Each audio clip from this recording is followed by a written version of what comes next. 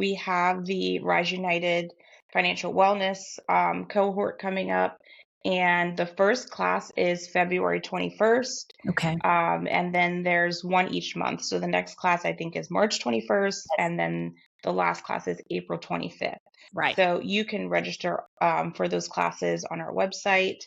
And then, of course, we have our free tax prep services, which the appointment book is opening on Monday, so January 26th.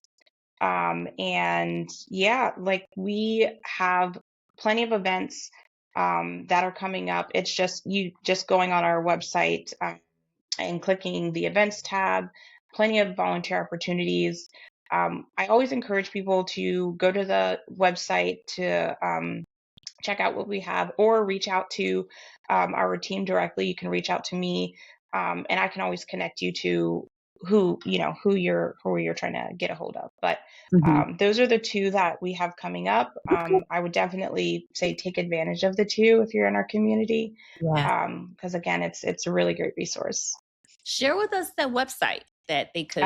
It's just unitedway-york.org. Okay, good. Yeah. Or if they just Google United Way of York County. Okay.